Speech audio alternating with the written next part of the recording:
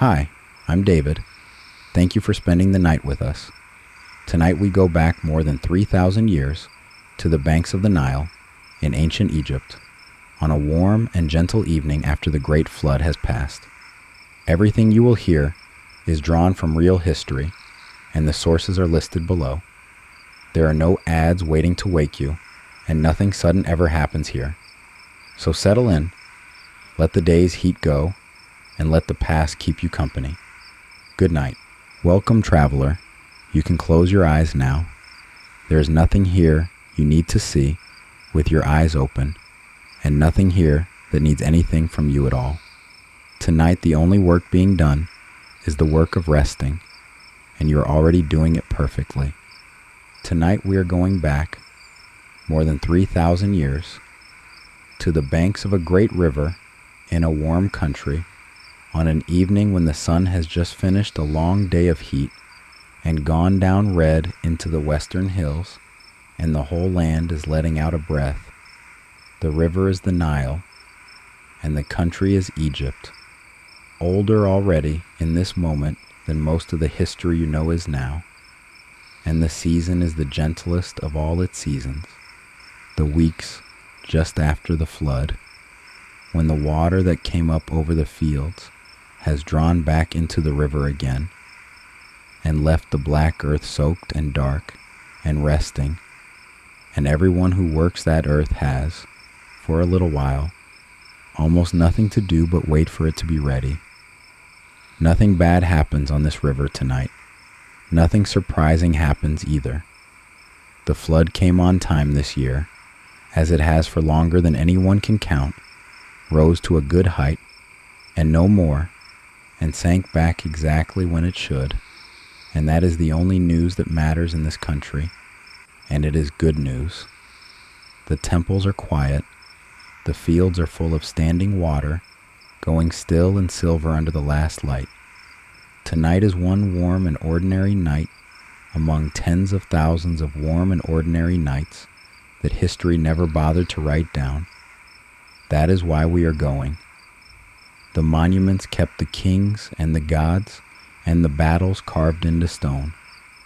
They let the warm evenings sink back into the mud, and the warm evenings were most of what a life was.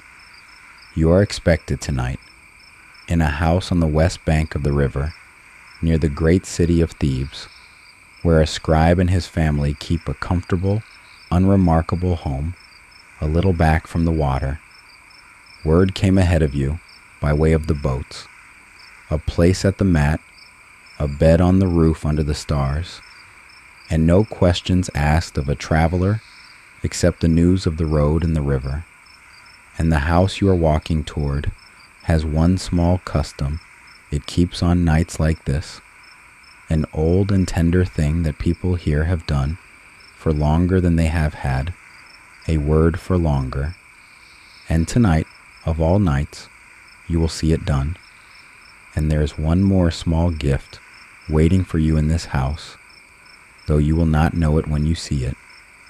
Somewhere under this roof is a plain, everyday word, a word you have spoken and written and held in your own hands 10,000 times without a thought. And before the night is over, you will find out where it was born, here, by this warm river, longer ago than you would ever guess. That is the whole of tonight's story. If you drift off in the middle of it, that is not an interruption. That is the story working. So, let us walk down to the river. You come down a soft dirt path, between fields as the light goes, and the first thing that reaches you is not a sight, but the air itself, changing. All day this land has held the sun, like a held breath, the mud brick walls storing the heat, the dust warm underfoot, the sky a white weight overhead. And now, at dusk, the whole country begins to give it back. Gently, and up off the water, comes the thing this whole land loves best and thanks its gods for by name, the north breeze. It comes up river against the current, cool and steady off the wide dark water, and it moves across the drying fields and touches your face and the back of your neck, and the heat of the day lifts away from you like a heavy cloak taken from your shoulders by kind hands. The people here prize this breeze so highly that the grandest houses raise a little wind scoop on the roof to gather it and pour it down into the rooms below. And even a comfortable house like this one, with no such scoop, is built to breathe. Its doorways and its few high windows set just so to let the cool north air drift through. They wish this breeze on one another as a blessing, and tonight it is doing for you exactly what they build their houses to let it do. The fields on either side of the path lie under a thin sheet of standing water, the last of the flood, going still and mirror smooth in the failing light, so that the whole valley for a moment holds two skies, one above and one below, and between them, walking, you. The black earth beneath the water is the richest soil in the world, and everyone here knows it, and everyone here knows exactly why, because every year the river comes up and lays down a new skin of it, fresh from somewhere far to the south that none of them have ever seen. And this is the whole secret of the country, the reason there is a country here at all, a green ribbon of life drawn down the middle of a great desert by a river that floods on time. Tonight the river has finished this year's gift and drawn back into its channel, and the land is simply lying there in the warm dusk, soaking, becoming next year's bread. Ahead, the river itself opens out, wide and slow and enormous, sliding past in the last of the light with a sound so soft you have to stop walking to hear it. A long, low, continuous hush, the sound of the largest calm thing you have ever stood beside, and rising off it, all along the flooded margins and the wet edges of the fields, is the sound that will hold this whole night together.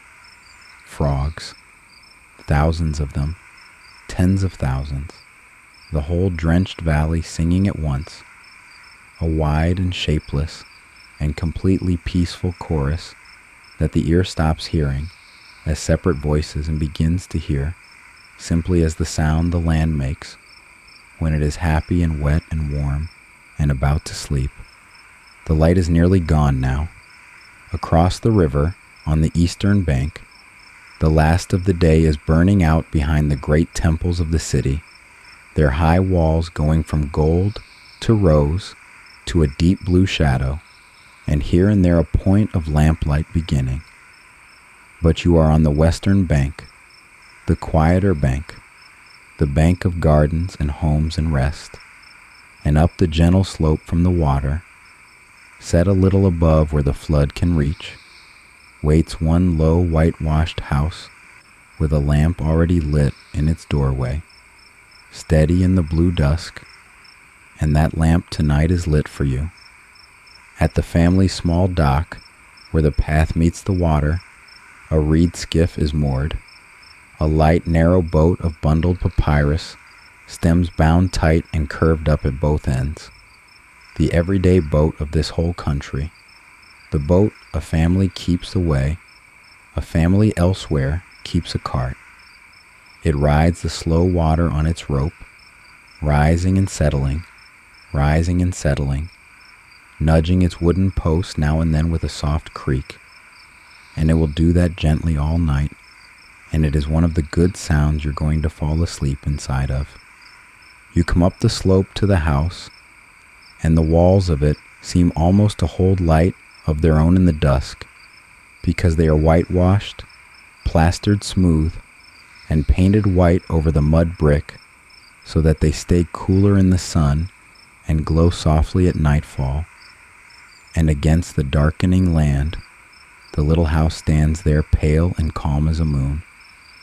It is a house of mud brick, which is to say, a house of the river itself, for the bricks were made of Nile mud and chopped straw, shaped in wooden molds and dried in the sun, the oldest building material there is, and the warmest, holding the day's heat mild into the evening, and the nights cool mild into the morning, so that a mud brick house is never quite as hot as the day, nor quite as cold as the dawn.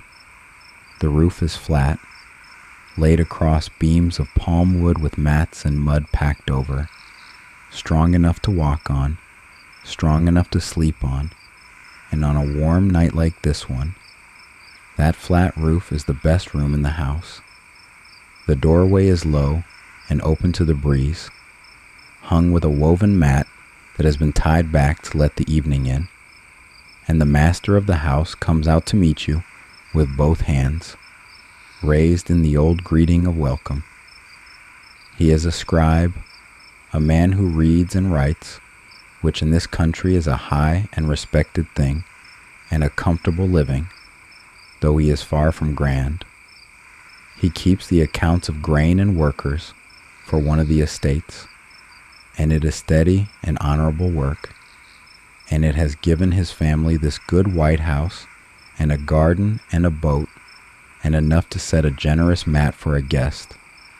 His wife is beside him, quick and warm, and clearly the true governor of everything within these walls, and there are children, and an old mother sitting already in the coolest corner near the door, with the settled authority of someone who has watched more floods than anyone else present, and there are a couple of household servants moving softly at the evening tasks, carrying water, tending the small fire.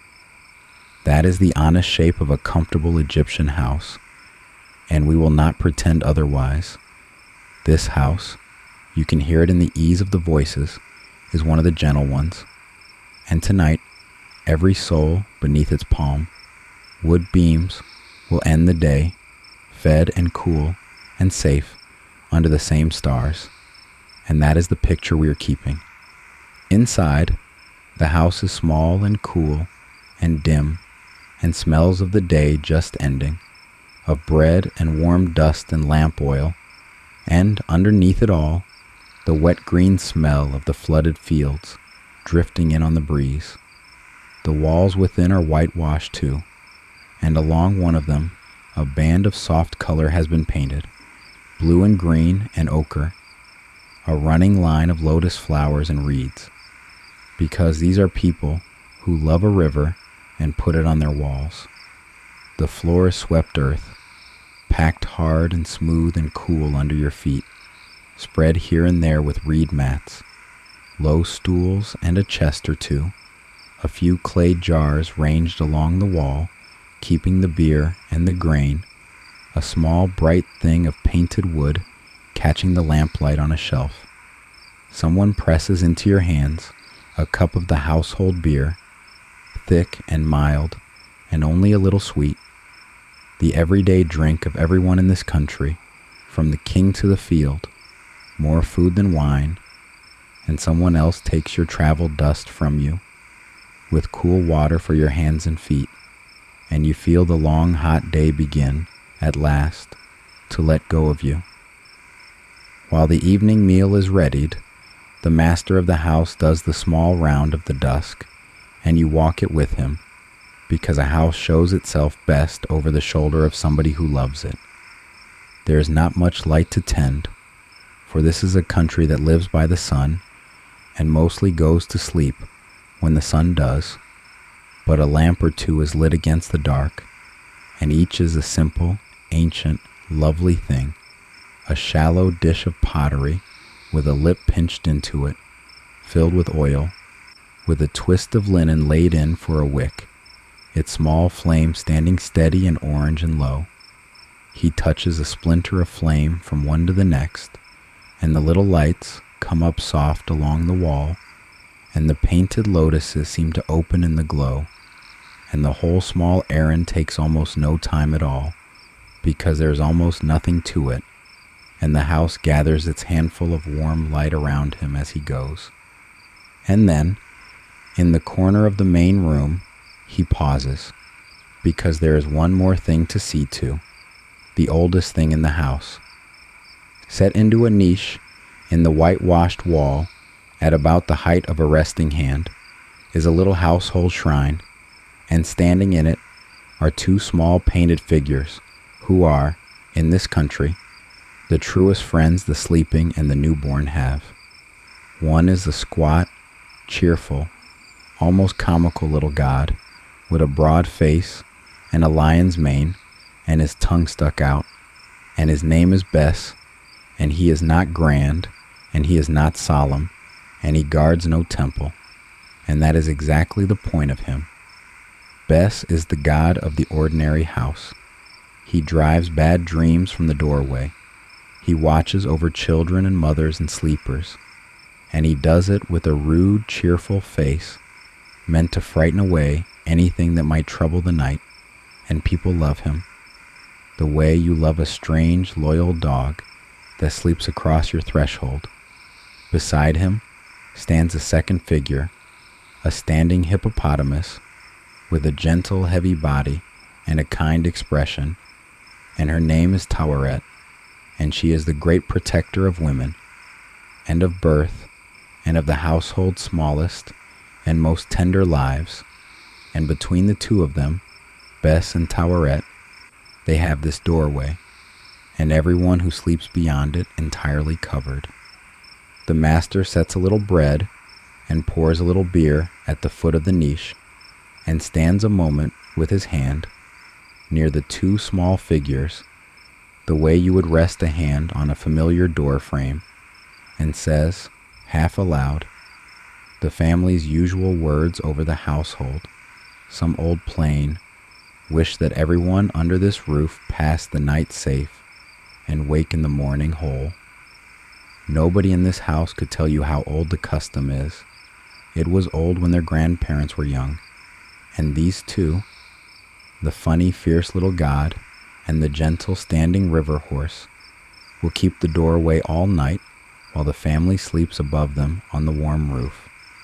And they have kept it, in one house or another in this country, every night, for longer than there has been anywhere else on earth, a thing you could call a city.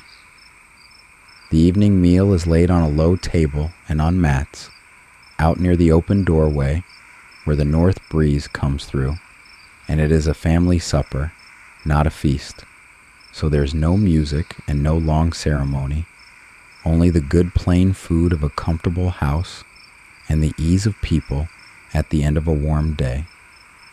There is bread, of course, first and always, for this is the country that taught the world to love bread, round flat loaves still faintly warm, with a crust that answers the teeth, and a crumb that tastes of the river's own grain. There are onions, sweet and mild and beloved here, past all reason, and a dish of stewed beans, and a long green melon cool from the garden, and a little fish from the shallows, salted and dried and good. There are dates, dark and sticky and sweet as honey, heaped in a shallow bowl, and figs from the garden wall, and a comb of actual honey for the children to fall upon. And there is the beer, the same thick, mild beer, poured from a tall clay jar, which everyone drinks and no one thinks anything of, because in this country, beer is simply what bread becomes when it is thirsty. The two of them, the twin pillars of every single day, so joined in people's minds, that to wish someone well, you wish them bread and beer. And this country loves the two of them so much that it does not stop offering them even at the grave. When someone dies here, the family goes on setting out bread and beer for them, or speaks the old words that stand in for the food, so that a loved one, wherever they have gone, will never once be hungry. The talk around the mat is small and slow, and mostly, in the end, about the one thing, the river and its gift. The flood came well this year. It rose to a good mark on the measuring stones and no higher, which is the whole hope of the country, for too little means hunger and too much means ruin. And this year it came exactly right, the middle blessing, and the fields are lying full and dark and will take the seed beautifully when the ground is ready. The scribe speaks of the counting he must do when the sowing starts. The old mother remembers a flood from her girlhood that came up frightening high, and then a year the seed went in like a dream.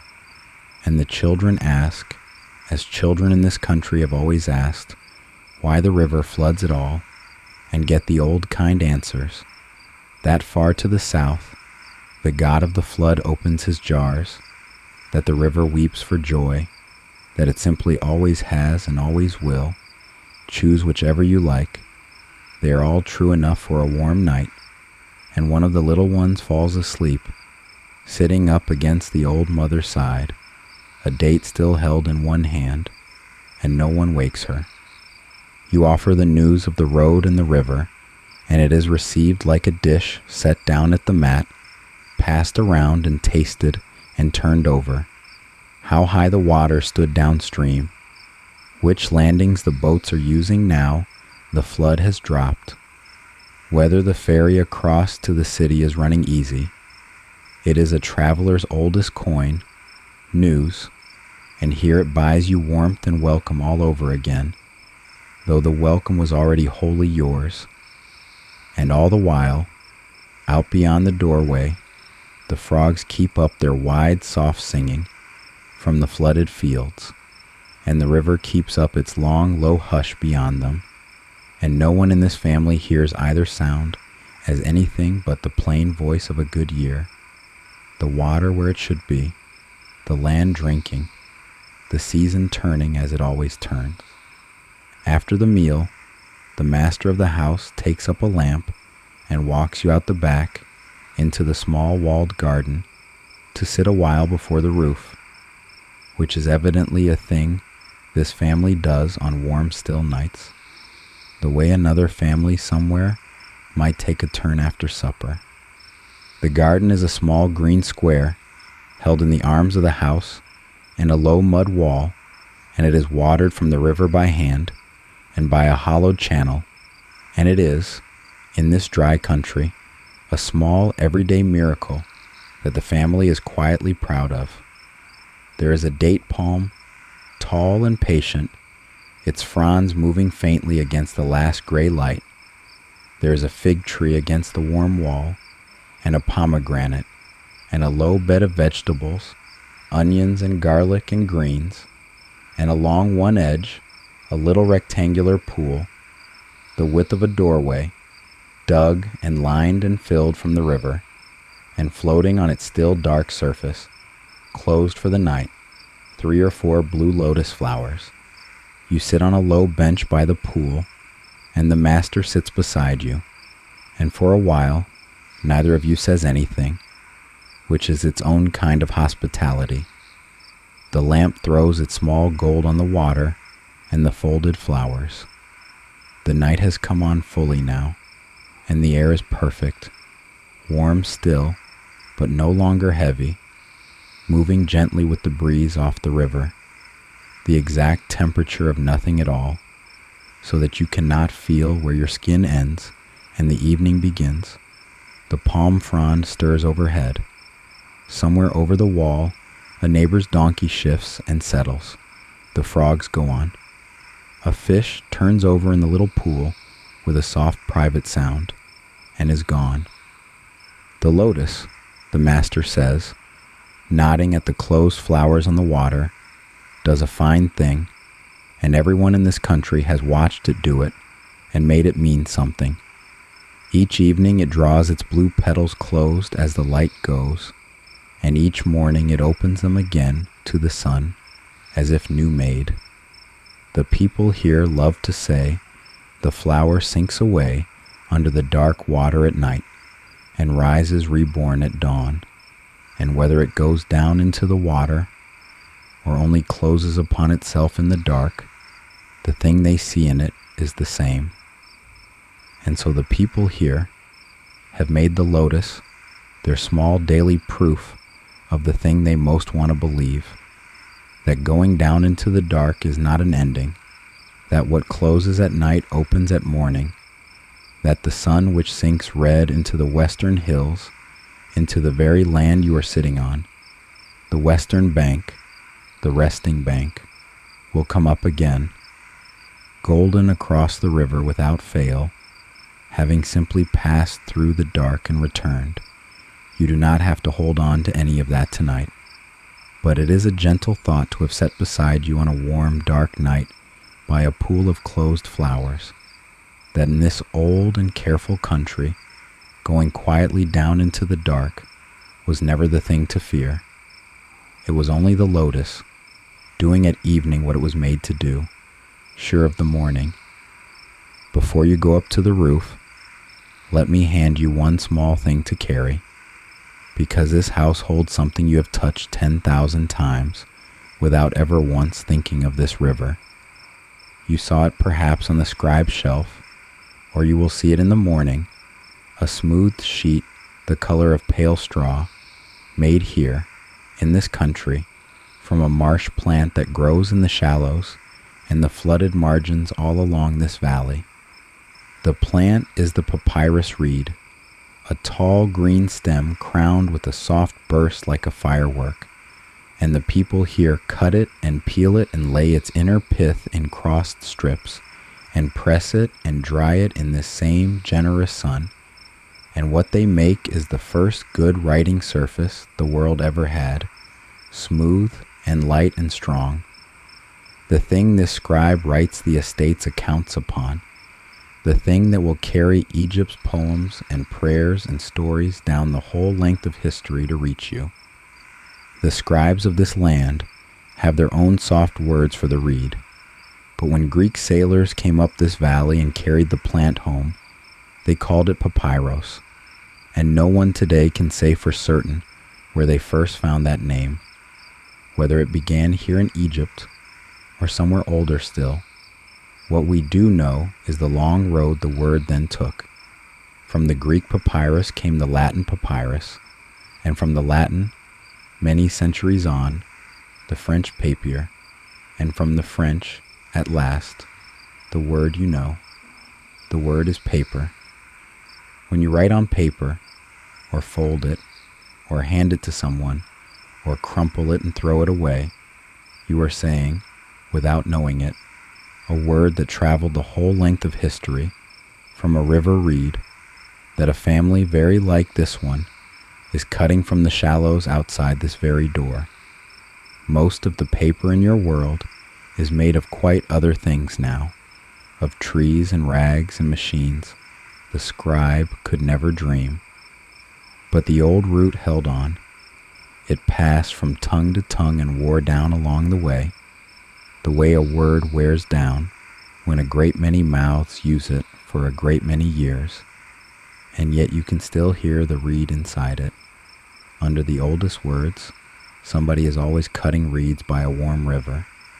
You do not have to remember any of this, but if the word finds you some ordinary morning, on an envelope or a page, you may feel it for a moment, the little pull back toward the water, toward the green reed and the bright sun and the patient hands. The river gave the world its first paper, and then it gave the world the word, and both of them are still here. When the night has cooled a little more, the family climbs to the roof to sleep, as everyone in this warm country does on warm nights, and you go up with them, up a few worn mud brick steps, and out onto the flat roof of the house, and the moment your head clears the parapet, you understand why they come up here, and you stop where you stand. The sky? There has never in your life been a sky like this one. There is no other light anywhere. No city glow, no lamp of any strength, nothing between you and the dark, but clean, warm desert air, and so the stars are not scattered, as you know them, but crowded, heaped, sewn thick from horizon to horizon, in numbers that make no sense, the faint ones filling in behind the bright ones, until the whole dome is more silver than black, and drawn across the very top of it, from the southern hills clear to the northern water, a great pale river of light, a wide luminous band of countless stars poured across the sky, like flour, like foam, like a second Nile, laid overhead to match the one below. The people of this country see it exactly that way. A river in the sky, a road for the sun and the stars to travel by night. They have watched the sky for 1,000 years already, and written its stars into charts on the ceilings of their tombs, and told the hours by them, and read the seasons in them. And they know, better than almost anyone who has ever lived, that the flood is coming when a certain bright star returns to the dawn after its long absence. This sky is not decoration to them. It is a clock, a calendar, a map, and a promise. And tonight it is simply, quietly, unbearably beautiful, and it is turning slowly overhead exactly as it has turned every night this family has ever slept beneath it. The roof has been made ready, reed mats are laid out, and light woven mattresses, and folded linen, thin and cool and clean, and low headrests of smoothed wood, curved to cradle the neck, which look at first like the least comfortable pillow ever devised and turn out, once you lie back, and the curve takes the base of your skull and lets the breeze pass under your neck, to be a clever and cooling and genuinely kind thing on a warm night. The family arranged themselves without fuss, the children first. The old mother settled with care in the best spot near the parapet where the breeze comes strongest, and someone has left, at the head of your own mat, a small water jar, sweating cool in the night air, and a folded cloth in case the deep hours turn chill, and the everyday thoughtfulness of it reaches you more than any grand thing could. You lie back onto the mat, and the last of the day's heat rises off your body into the wide, cool night and is gone, and the north breeze moves over the roof and over you, and the whole enormous sky stands overhead, and the frogs sing, and the river hushes, and the little skiff creaks once at its post below, and you let out the breath you have been holding, it feels like, since noon. Listen now. The house and the whole valley are going to sleep around you, and every sound they make is a good sound. The frogs have found their night voice, no longer a chorus of thousands of separate throats, but one single wide soft sound, rolling up off all the flooded fields at once, rising and falling in slow tides as some far part of the valley joins in and some near part goes briefly quiet, breathing, the way the sea breathes on a shore, and the ear stops trying to hold any of it and simply floats on top of it.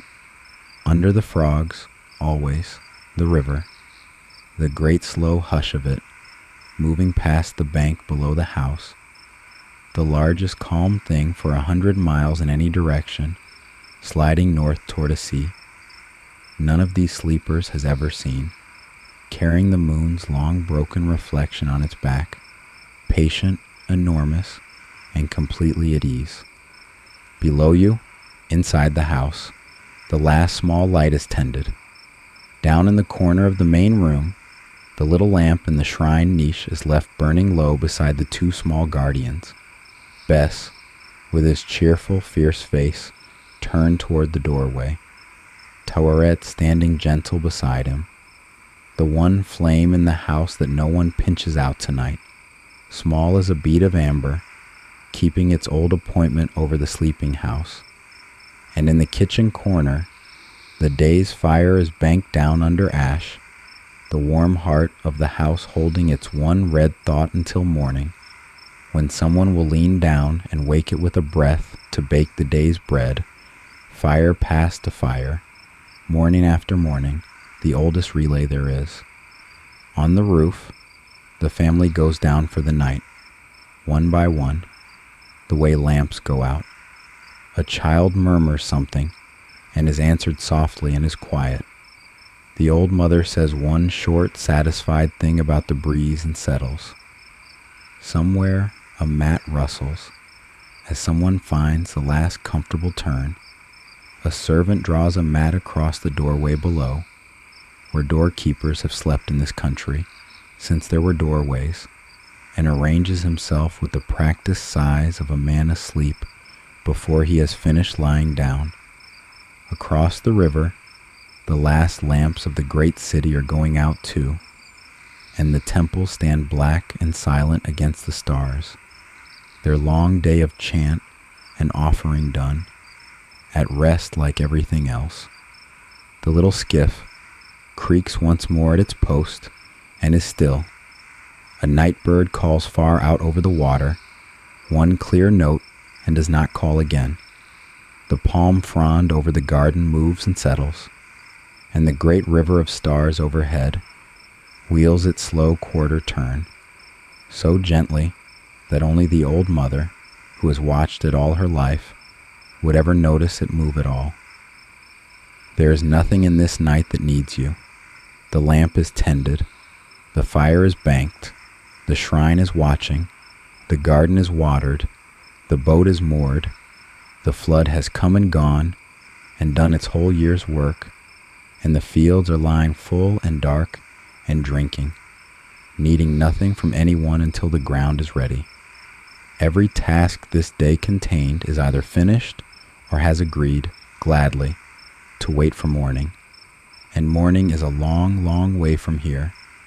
Tomorrow, in this house, someone will wake the fire from its embers, and the smell of new bread will find the roof before the sun does. The family will come down from the stars into the cool of the morning house. The scribe will take up his reed pen and his sheet of papyrus and go to his counting, and the children will run down to the water, and the little skiff will be untied and pushed out into the current, and the whole green valley will begin its slow, sure, unhurried turn toward the sowing. The lotus in the garden pool will rise up out of the dark water and open its blue petals to the sun, as if nothing at all had happened in the night, which is, after all, only the truth. But that is tomorrow, and tomorrow is not your concern, and it is not here yet, and it keeps. History will tell you about this country's kings and gods, and the vast stone things they raised, and history is not wrong, and the stone things are still standing. But history was carved by the daylight. It kept the crowns and the conquests and the names of the great, and it lost almost all the knights, and there were so many more knights than crowns. Night after warm night after warm night like this one, frogs on the water, the breeze off the river, a family asleep on a white roof under the thickest stars the world has ever shown anyone, doing the oldest thing there is. Nobody carved it into any wall, because everyone was asleep, resting for tomorrow, exactly as people had always done, and exactly as you are doing now, more than 3,000 years downstream, in a bed that some warm river is surely singing near somewhere too. This is the oldest thing you will ever do, older than the temples across the river, older than the writing on the scribe's papyrus, older than the language that gave your language one of its plainest words tonight, quietly, the way the river gives its soil, without being asked, lying down warm while the sky does its slow, bright work, trusting the dark to open again into morning, the way the lotus does, sure of the sun, letting the night pass on its own, because it always has, every single time, no exceptions. Not once in all the thousands of years, this river has been carrying people gently through the dark. Your breathing has gone slow and deep. The river goes on without needing you, sliding north under the stars. The frogs sing on across the flooded fields, one wide soft sound, and it has moved all the way inside you now, where it can go on singing all night, gently, over everything in you that was tired. The shrine is watching. The fire is banked warm for the morning. The skiff is moored and still. The valley sleeps around you, all of it now, The fields and the gardens and the great dark temples and the small white houses full of sleeping families. One warm creature under the river of stars, breathing slowly, holding all its thousands of mornings still to come, the way the black earth holds the flood, patiently, in the dark, till wanted. Let the last of the day go now. Let the heat of it, and the road of it, and the whole long weight of it, lift away off your shoulders like a heavy cloak, taken by kind hands, out into the cool, wide breeze off the water. It was a good day. It got you here. The river will keep till morning. The morning will keep till you wake. Sleep now, traveler. Good night. History will keep till morning.